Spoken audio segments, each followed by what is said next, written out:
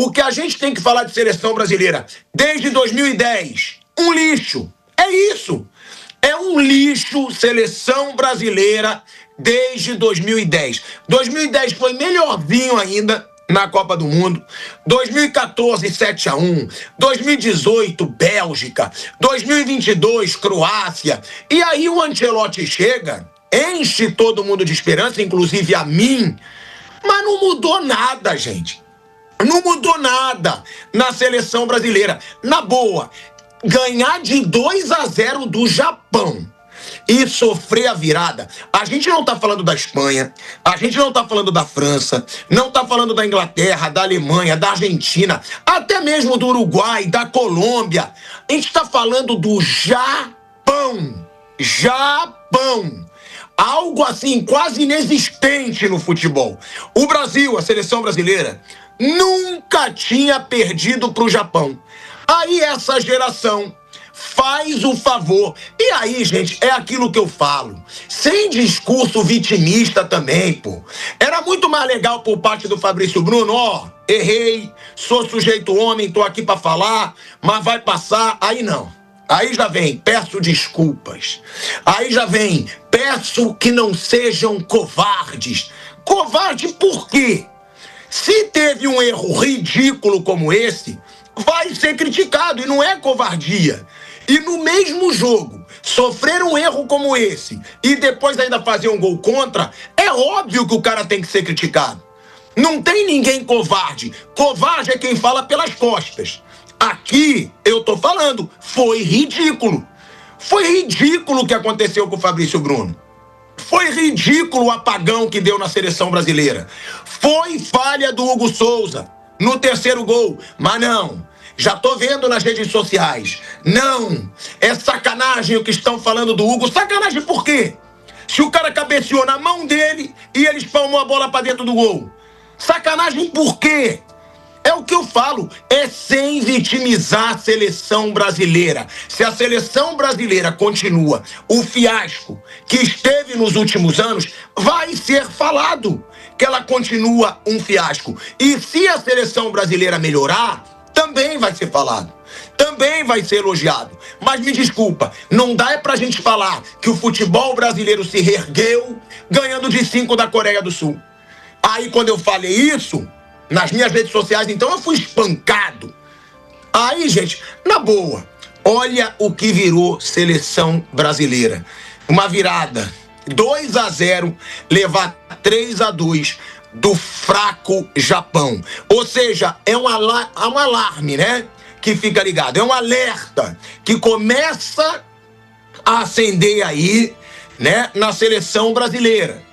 O que vai ser do Brasil na Copa do Mundo? Foi ridículo. E tem que ser falado, Mauro. Não dá pro Brasil sofrer um apagão porque levou um gol pro Japão, Mauro César Pereira.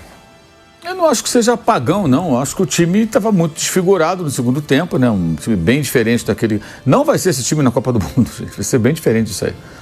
Não vai ser esse. Ele fez várias experiências, o time ficou desfigurado e aí tomou gols em falhas individuais muito graves, né? A primeira falha do Fabrício Bruno é uma falha gravíssima. Depois, de fato, ele teve a chance de se redimir minimamente, não impediu o gol, que ele dava para ele rebater aquela bola que estava entrando, ele chutou para dentro do gol. E a falha do Hugo também. Logo depois também, quase o Hugo engole um frango, a bola passou no meio dos braços dele, por sorte subiu. Ele conseguiu tocar e ela subiu. Mas ele tentou agarrar a bola assim, não sei muito bem o que ele quis fazer. Foi um lance também de um erro técnico ali que quase resulta no quarto gol japonês.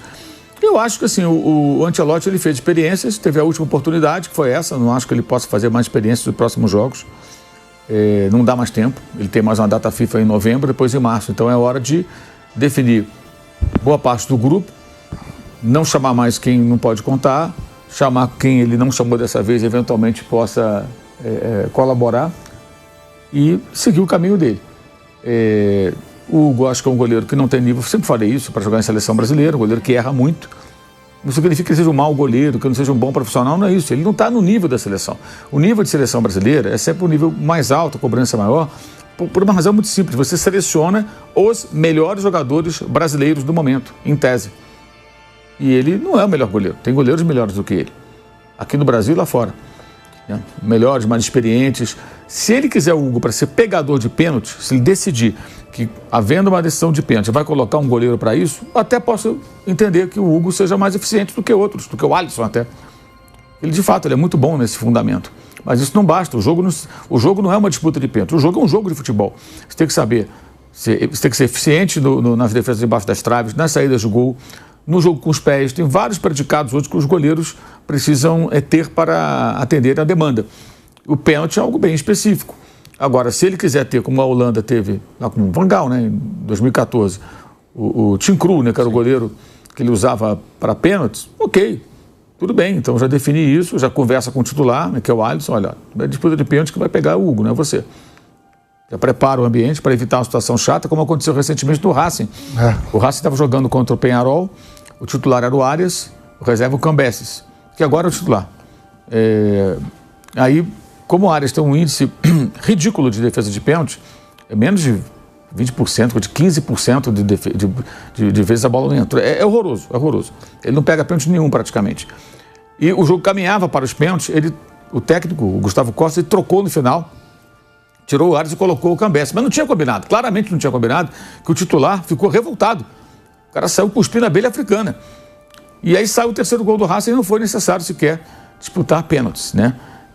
Mas isso tem que ser conversado antes, né? Olha, eu trouxe o Hugo, para mim ele é o melhor pegador de pênaltis entre os goleiros brasileiros. Então, se tiver pênalti, Alisson, ele que vai pro gol. Eu vou tirar você e vou colocar ele. E pode acontecer até de não poder trocar, né? De repente aqui queimou todas as substituições e não poder trocar. Se o jogo pedir as trocas, então, como você pode levar 3 goleiros? Até vai, né? Acho que dá para levar um goleiro para pegar pênalti, se ele achar isso realmente importante. Não me lembro do Ancelotti usar esse expediente antes, mas, enfim, se ele pensar dessa maneira. Agora, para jogar, o Hugo está abaixo de outros goleiros. Eu acho que aqui no Brasil, o Everton é melhor que ele, várias vezes convocado. Não jogava porque os outros dois eram melhores do que ele, o Alisson e o Ederson. Eu acho que hoje o Everson do Atlético é melhor que ele. Para mim, o Léo Jardim do Vasco hoje é melhor que ele, embora não sejam goleiros perfeitos, não, também erram e tal, mas acho que o Hugo está abaixo desses caras, na minha visão. Na minha visão. E o Fabrício Bruno, é a mesma coisa.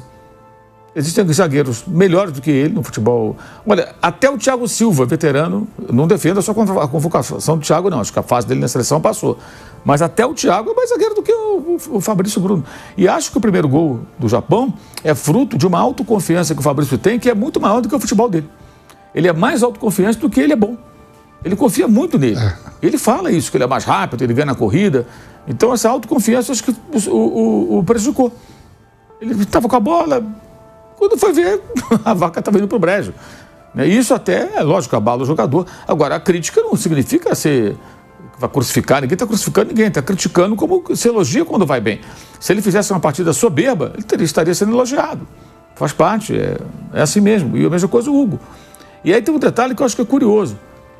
Os dois eram do Flamengo. O Flamengo não quis ficar com nenhum dos dois. Vendeu o Hugo, emprestou e depois vendeu para o Corinthians e vendeu o Fabrício para o Cruzeiro. O Flamengo não precisava do dinheiro da venda. Vendeu porque preferiu ficar com outros jogadores, certo? Será que 2 jogadores, que um clube brasileiro que tem que pagar multa rescisória, luvas, contrato, comissão para ter o jogador, abre mão dele? Será que a seleção, que pode apenas apontar, quero você, quero você, quero você, não tem que fazer contrato, não tem que pagar a multa rescisória, né? É só usar o jogador. Paga lá parte do salário enquanto está a serviço da CBF. Será que esses jogadores que um clube abriu mão, faz sentido que eles sejam jogadores da seleção brasileira?